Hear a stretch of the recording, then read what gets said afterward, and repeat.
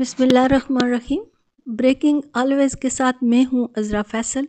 امید ہے آپ جہاں بھی ہوں گے خیریت سے ہوں گے۔ ناظرین، 24 نومبر کی عمران خان کی کال پر پورے ملک سے قافلے نکل چکے ہیں۔ بوڑھے، بچے، جوان، ہر ایج کے لوگ قافلوں میں شامل ہیں۔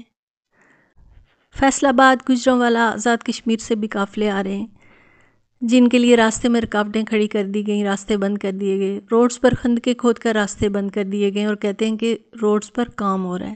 کیا ملک کی تمام روڈز پر آج ہی کام ہو رہا ہے؟ جنوبی پنجاب سے بھی قافلہ آ رہا ہے، اس میں گرفتاریاں بھی کی گئی ہیں۔ زرتاج گل صاحبہ قافلہ لے کے آ رہی ہیں، شوکت بسرا صاحب کا قافلہ بھی آ رہا ہے۔ تمام تر راستے بند ہونے کے باوجود قافلے آ رہے ہیں۔ اسلام آباد میں بھی تمام داخلی اور خارجی راستے بند کر دیے گئے ہیں۔ بلوچستان سے بھی قافلے آ رہے ہیں۔ علیم عادل شیخ صاحب سندھ سے قافلہ لے کر آ رہے ہیں۔ پی ٹی آئی کا پلان تھا کہ پنجاب سے اگر اسلام آباد پہنچنے کے تمام راستے بند ہو جاتے ہیں اور اسلام آباد پہنچنا مشکل ہو جاتا ہے تو وہ 12 بجے بتی چوک پہنچیں گے، تمام لوگ بتی چوک میں جمع ہوں گے، لیکن انہوں نے بتی چوک کو پوری طرح سیل کر دیا ہے۔ بتی چوک آنے جانے کا کوئی راستہ نہیں ہے۔ خیبر پختونخوا سے بھی قافلہ آ رہا ہے، جس سے علی امین گنڈا پور لیڈ کر رہے ہیں، اور یہ خبریں بھی پھیلائی جا رہی تھی کہ علی امین گنڈا پور اور بشرا بی بی میں کچھ اختلافات ہو رہے ہیں، لیکن ایسا نہیں ہے۔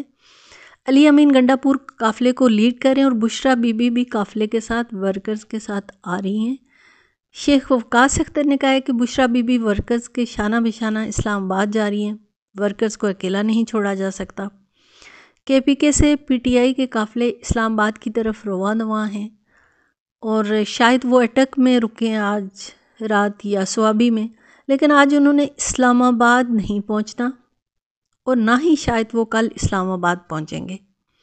تحریک انصاف کا قافلہ بھی اسلام آباد پہنچا نہیں اور اسلام آباد میں ان کے خلاف مقدمات درج ہونا شروع ہو چکے ہیں۔ ڈی چوک سے تحریک انصاف کی کچھ خواتین کو بھی گرفتار کیا گیا۔ خبریں یہی ہیں کہ فیض آباد میں تحریک انصاف کے کچھ کارکن جمع ہوئے ہیں، جن پر شیلنگ شروع کر دی گئی۔ اس وقت پورا ملک بند ہوا ہے۔ ایمبولینسز، ہاسپٹل، سب کے راستے بند ہیں، مریض مشکلات کا شکار ہیں۔ آخر یہ کب تک اسلام آباد کو بند رکھیں گے؟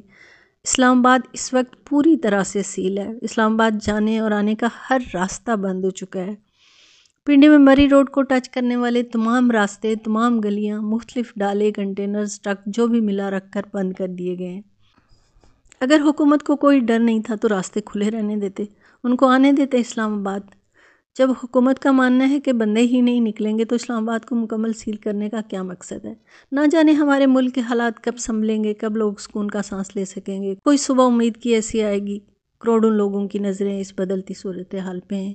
اجازت چاہوں گی، ویڈیو پسند آئی ہو تو سبسکرائب کر دیں۔ جہاں رہیں خوش رہیں، اللہ نگہبان، پاکستان زندہ باد۔